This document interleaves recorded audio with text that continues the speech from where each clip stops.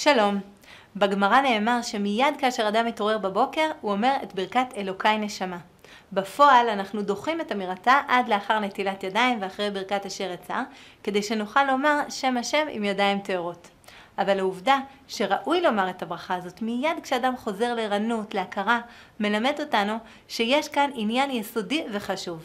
עם ברכה זו ראוי להתחיל את היום. הברכה הזאת היא על הנשמה שבנו, החלק הגבוה האלוקי שנמצא בנו ושיש בו פוטנציאל גדול. נקרא ונסביר את הברכה, ומתוך הקריאה יתבהר לנו למה דווקא היא נבחרה לפתוח את היום. כל יום. אלוהי, נשמה שנתת בי טהורה היא. אתה ורתה, אתה יצרת, אתה נפחת בי, ואתה משמרה בקרבי. ואתה עתיד לתלה ממני ולהחזירה בי לעתיד לבוא. כל זמן שהנשמה בקרבי, מודה אני לפניך השם אלוקיי ואלוקי אבותיי, ריבון כל המעשים, אדון כל הנשמות. ברוך אתה השם, המחזיר נשמות לפגרים מתים. אלוקיי, זו פנייה אישית וקרובה להשם. כדי להדגיש שזו פנייה להשם, כדאי לעצור קצת בינה לבין ההמשך. אלוקיי, נשמה שנתת בי. נשמה שנתת בי טהורה היא. לפני הכל, אנחנו מכירים בטיבה של הנשמה שהיא רוחנית ומגיעה מהשם. בתיאור בריאת האדם כתוב, ויפח באפיו נשמת חיים.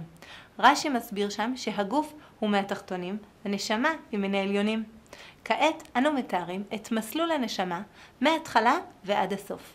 אתה ורתה, לאחר מכן אתה יצרת, השם יצר ממנה צורה, ואז אתה נפחת בי בלידתי, השם הכניס את הנשמה לגופי.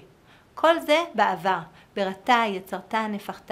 ובהווה אתה משמרה בקרבי, השם משאיר בדרך פלאית את הנשמה בתוך הגוף, כל עוד אנחנו חיים.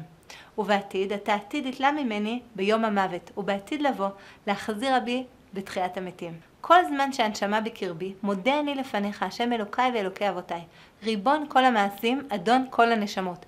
ברוך אתה השם המחזיר נשמות לפגרים מתים. עכשיו חוזרים להווה.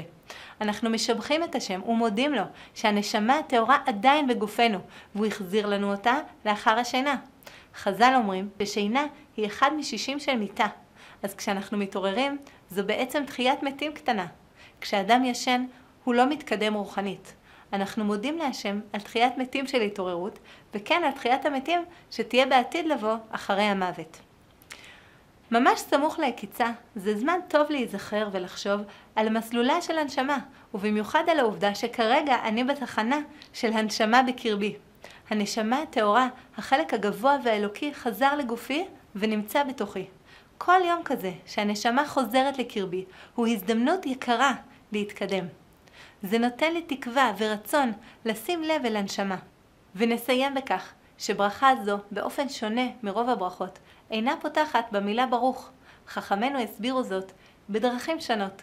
אחד ההסברים הוא שזאת ברכה הסמוכה לחברתה. כלומר, היא חלק מרצף של ברכות שהראשונה שבהם מתחילה בברוך אתה השם, והסמוכות לה לא מתחילות בברוך, אלא נשענות על הראשונה. לפי הסבר זה, ברכת אלוקי נשמה סמוכה לברכת אשר יצר וממשיכה אותה. ברכות אלו אכן משלימות אחת את השנייה, כאשר ברכת אשר יצר מתייחסת לנפלאות הגוף, ואלוקי נשמה מתייחסת אל הנשמה.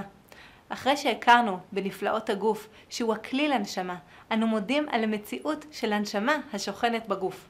מתוך כך אנו מפנימים את תפקידנו היום ובכל יום להתעלות לגבהים ולעבוד את השם דרך השילוב הייחודי שלנו כיצורים בעלי גוף ונשמה המשולבים זה בזה.